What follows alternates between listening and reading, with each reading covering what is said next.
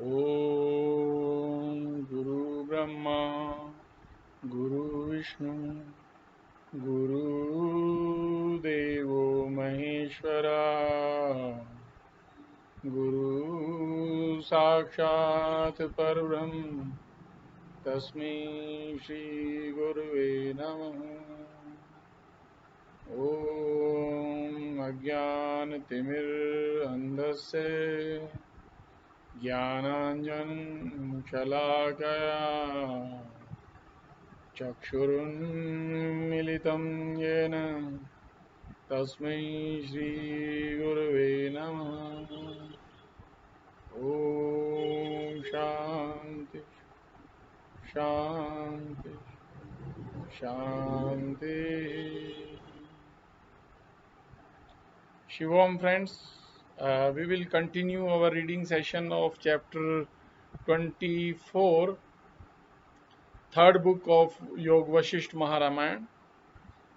This is Utpatti Khand, basically, our own creation, if we say it in English. Vasishtha is continuing and is saying, thus ascending higher and higher, and by degrees reaching the highest station, they continued viewing the heavens with their hands clasped together. This is about Ma Saraswati and Queen Leela. They are rising higher and higher. They saw a vast expanse like a wide extended universal ocean, deep and translucent within, but soft with ethereal mildness. A cooling breeze infused heavenly delight. They dived into the vast ocean of the emptiness, all delightful and pleasant. It gave them a delight far greater in its purity than what is derived from the company of the virtuous. They wandered about all sides of heaven under the beams of the full moon shining above them. They lingered under the clear walls of clouds, covering the mountain tops of Meru, as if under the dome of a huge whitewashed building. They roved by the regions of spiritual masters, siddhas, and a male nature spirits, Gandharvas. They breathed the charming fragrance of mandara garlands, and passing the lunar sphere, they inhaled the sweet scent exhaled by the breeze from that nectar-like lunar oil. Tired and perspiring profusely, they bathed in the lake of showering clouds, filled with the blushing lotuses of lurid lightning flashing within them. They freely strolled at random on all sides, and alighted on the tops of high mountains like fluttering bees, appearing like filaments of the lotus-like earth below.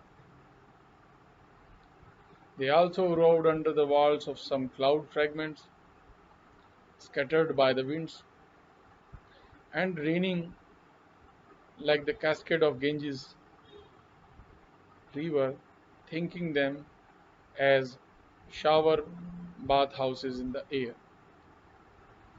Then, failing in their strength, they paused in many places with slow and slackened steps.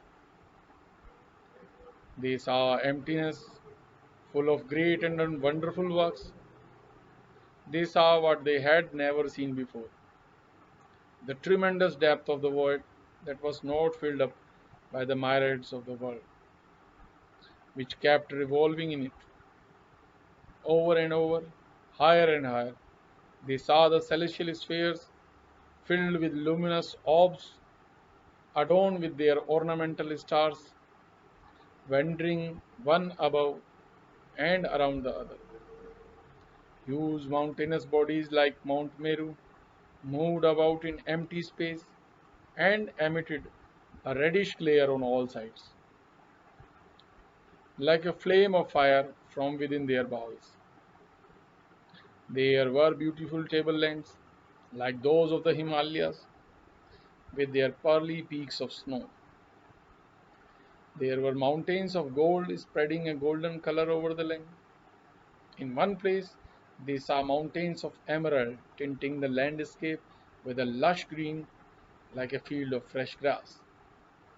In another places, they saw some dark cloud dimming the sight of the spectator and hiding the spectacle in the dark blackness. They saw also tracts of blue sapphire with vines of parijat flowers blooming like banners in the blue skies. They saw the minds of spiritual masters, siddhas, in flight faster than the swift winds. They heard the vocal music of the songs of heavenly nymphs in their aerial abodes. All the great bodies in the universe were in continual motion. Spirits of the gods and demigods moved about unseen by one another. Groups of spiritual beings like the Kushmandas, Rakshasas, and Pishachas were seated in aerial circles at the borders. Winds and gales blew with full force in their ethereal course. In some places, they heard clouds roaring loudly like the rumbling wheels of heavenly cars, and the noise of rapid stars resembled the blowing of pneumatic engines. Half-burned masters, having flown too close to the sun, were flying from their burning cars under the solar rays. Solar embers were flung afar by the breath of the nostril of their horses. In some places, they saw the rulers of men and lines of female nature spirits hurrying up and down the air. In others, they saw goddesses wandering amidst the smoky and fiery clouds in the firmament. Here they saw some sparks of light falling like the jewels of celestial nymphs in their hurried flight to their respective spheres. There they saw the light spirits of lesser masters dwindling into the darkness. Flakes of mist were falling off from the clouds as if by friction from the bodies of turbulent spirits rushing up and down the skies, and shrouded mountain sides like sheets of cloth. Groups of cloud fragments were flying into the air in the shapes of crows, owls, and vultures. They saw some monsters also, such as dakinis, heaving their heads in the form of huge surges in the cloudy ocean of the sky. There were bodies of yoginis too, their faces resembling those of dogs, ravens, asses, and camels, who were traversing the wide expanse of the heavens to no purpose. There were masters and nature spirits sporting in pairs in the dark, smoky and ash colored clouds that spread the four quarters of the skies. They saw the path of the planets resounding loudly with the heavenly music of the spheres. They also saw the path of the lunar mansions that constantly mark the course of the two fortnights. They saw the sons of gods moving about in the air, and they viewed with wonder the celestial Ganges studded with, studded with the stars and rolling with the speed of the winds. They saw gods wielding their thunderbolts, discuses, tridents, swords, and missiles. They heard Narad and Tumburu singing in their aerial abodes of high. They saw the regions of the clouds, where there were huge bodies of clouds, mute as paintings, and pouring forth floods of rain as in the great deluge. In one place, they saw a dark cloud as high as the mountain king Himalaya, slowly moving in the air, and at others, clouds of a golden color, like the setting sun. In one place, there were flimsy sheets of clouds, as are said to hover on the peaks of the Rishya range. At another, a cloud like the calm blue bed of the sea. Tufts of grass were seen in some places, as if blown up by winds and floating in the stream of air. In other places, swarms of butterflies with glossy coats and wings were seen.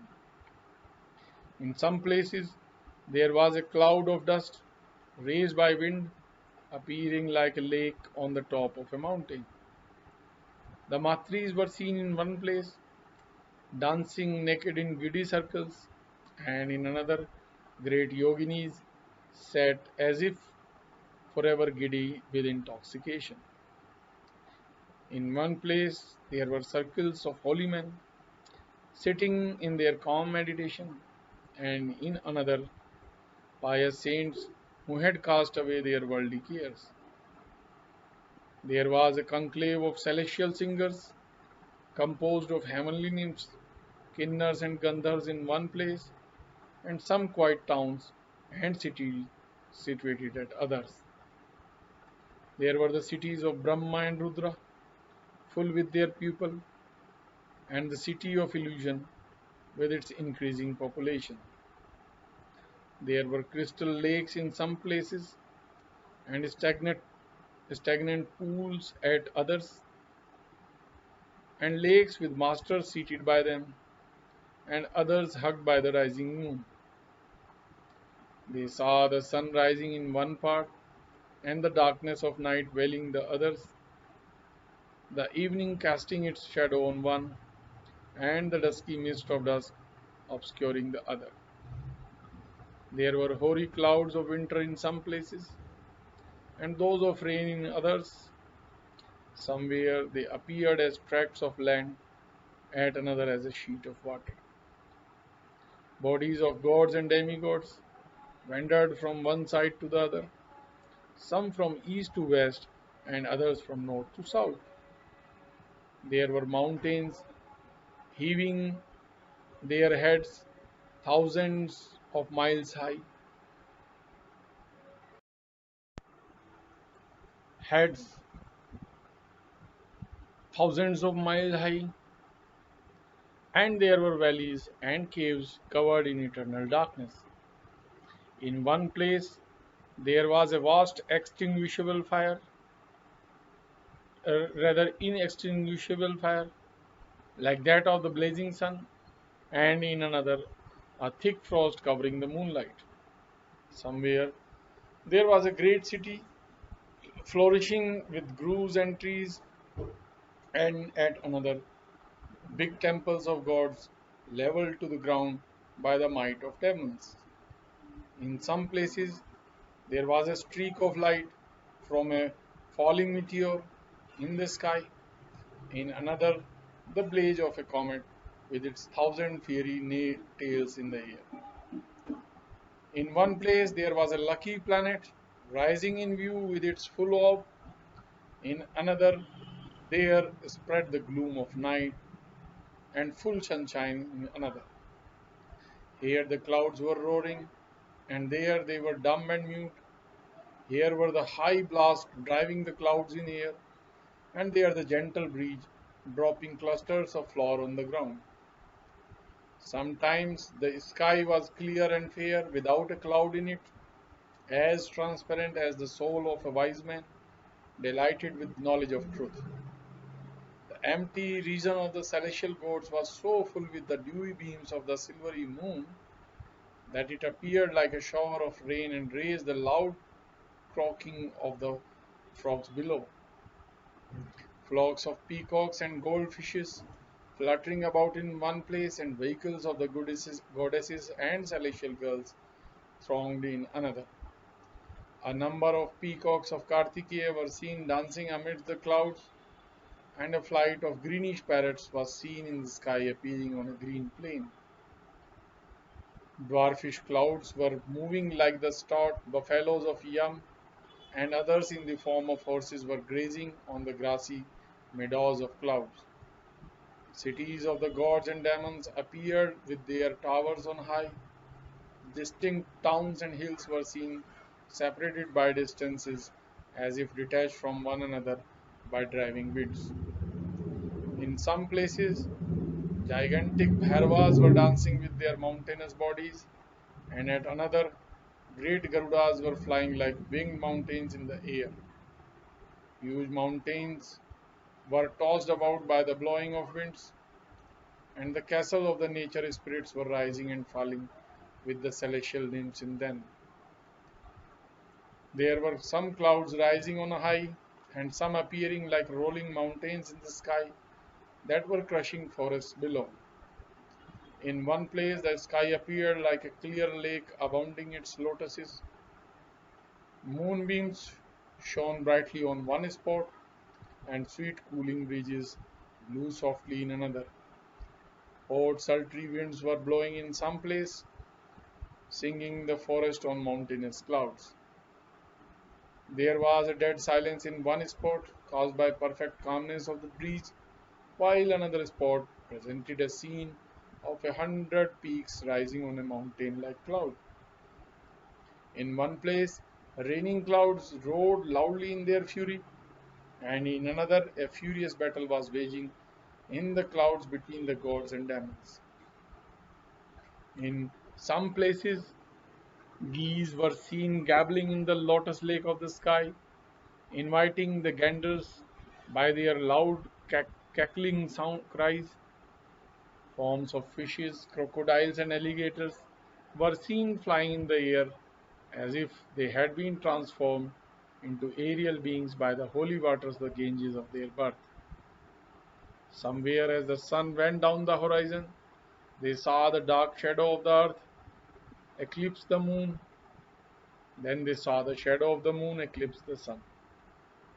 They saw a magical flower garden exhaling its fragrance in the air and strewing the floor of the heaven with a profusion of flowers, scattered by showers of morning dews. They saw all beings contained in the three words flying in the air like a swarm of gnats in the hollow of a big tree. Then the two excellent ladies stopped their astral journey, intent upon revisiting the earth. With this chapter 24 ends, and we will continue with reading of chapter 25, the journey on earth again. Vasishtha is speaking. Then these ladies, in their forms of intelligence, alighted from the sky and passing over the mountainous region, saw the houses of men on the surface of the earth. They saw the world appearing like a lotus in the heart of Nar.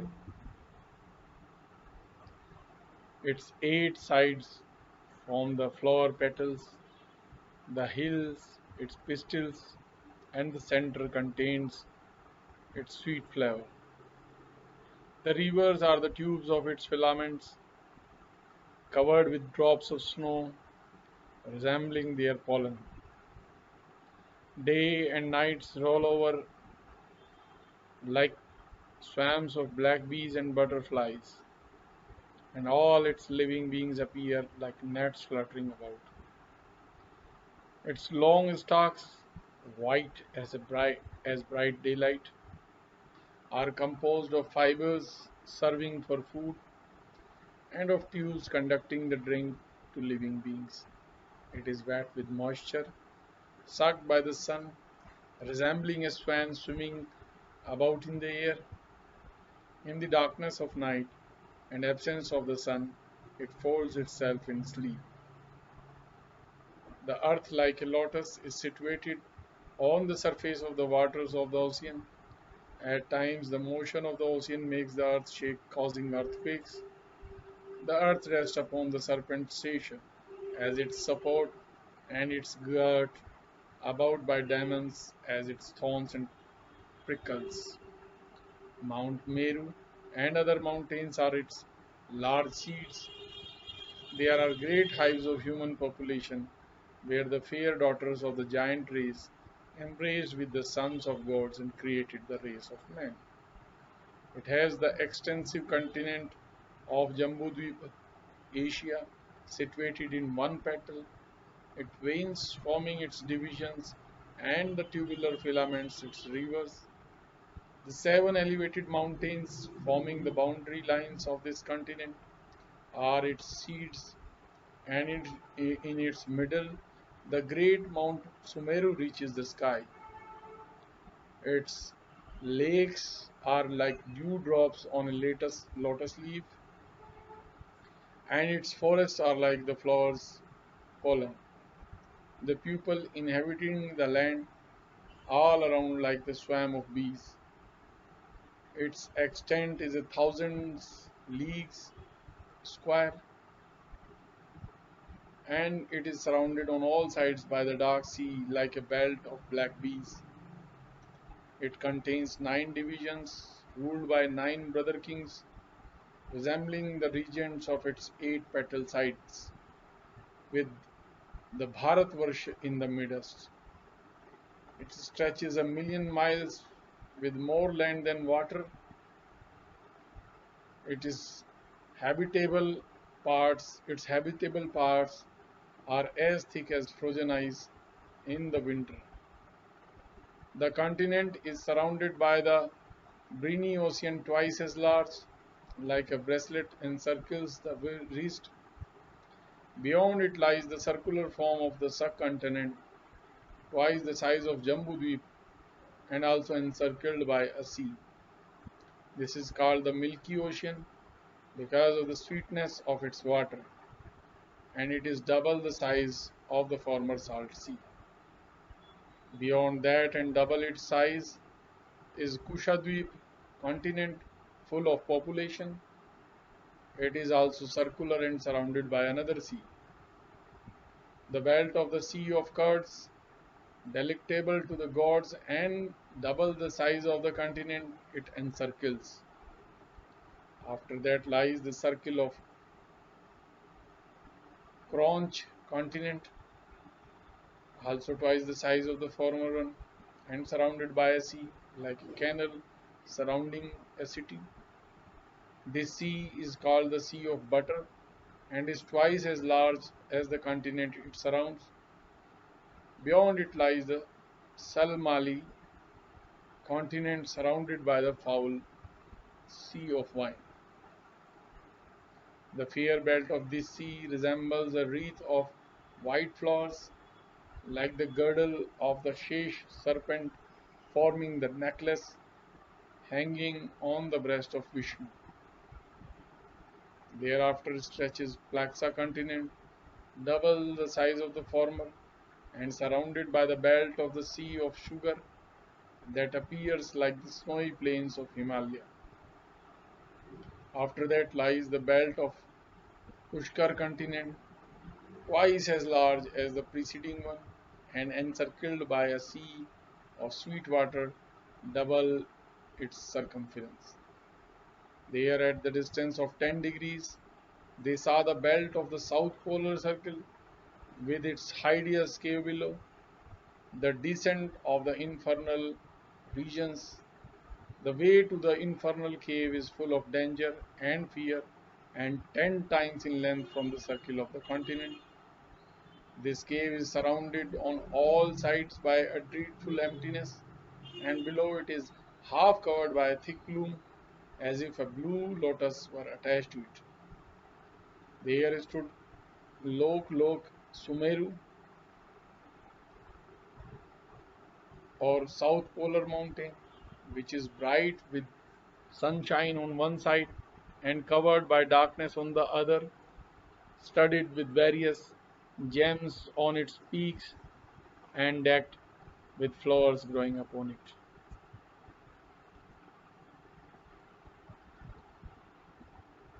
It reflected the glory of the three worlds situated on its peak like a cap of hairs. At a great distance from it is a great forest that is not trodden by the feet of any living being.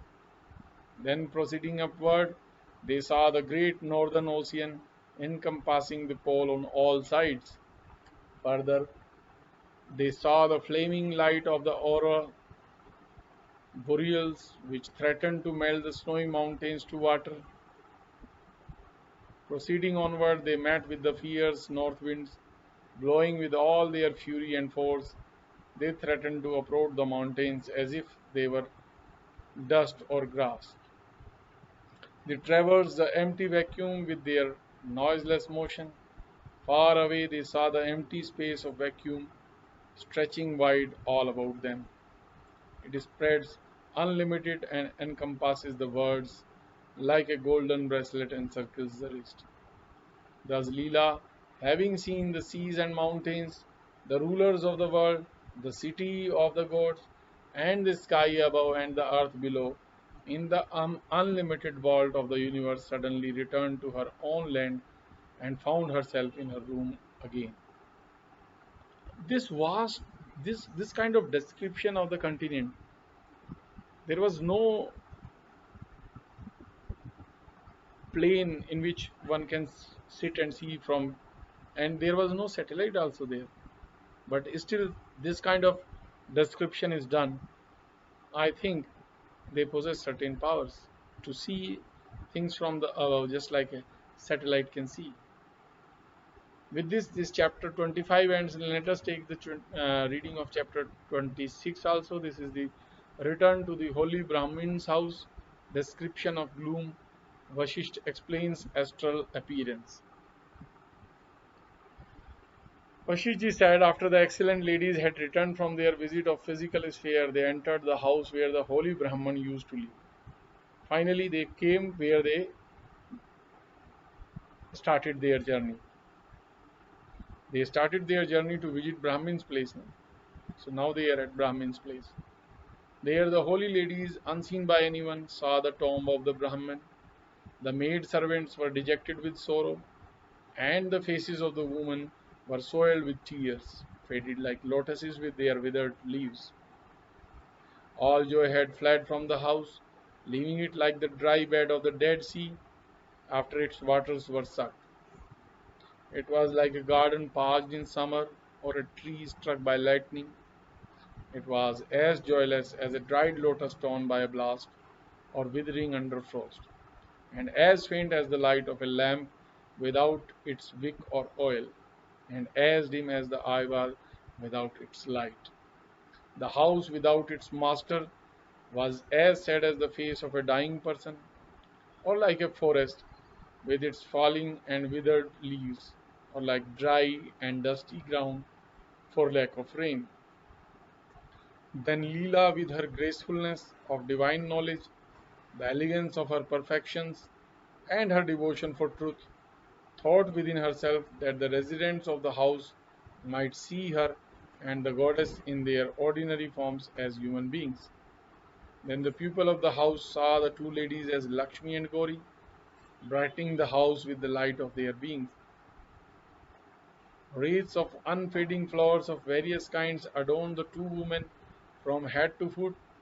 They seemed like the personification of a spring season, perfuming the house with the fragrance of a flower garden.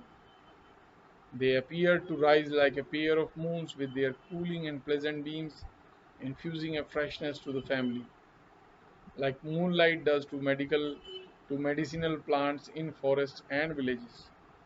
The soft glances of their eyes under the long, loose, and pendant curls of hair were like a shower of white malti flowers from the dark, cloudy spots of their black lined eyes. Their bodies were as bright as melted gold and as vibrant as a flowing stream. Their brilliance cast a golden color on the spot where they stood, as it did over the forest all around.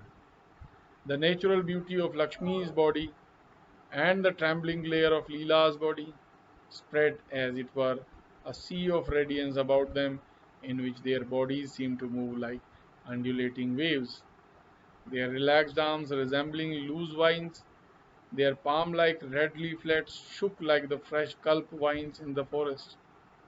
They touched the ground with their feet, and that resembled the fresh and tender petals of a flower, or like lotuses growing upon the ground.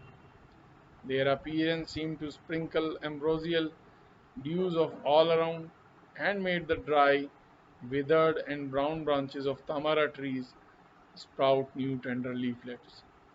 On seeing them, the whole family, with J26, the eldest son of the deceased Brahmin, cried aloud and said, "Hail to the woodland goddesses!" and threw handfuls of flowers on their feet. The flower offerings that fell on their feet resembled showers of dewdrops falling on lotus leaves in a lake of lotuses. J26 said, "Hail, you goddesses, who have come here to dispel our sorrow. It is inborn in the nature of good people to deliver others from their distress." The goddesses addressed him gently. "Tell us the cause of your sorrow, which has made you all so sad." Then one by one, J26 and others described their sorrow owing to the death of the Brahmin couple. They said, "Know, O goddess pair, there lived here a Brahmin and his wife who had been the support of guests and a model for Brahmins. They were our parents who recently died. They have abandoned us, leaving all their friends and domestic animals here. They have departed to heaven and left us quite helpless in this world. The birds sitting on the top of the house have been continually pouring their pious and mournful sounds over the bodies of the deceased.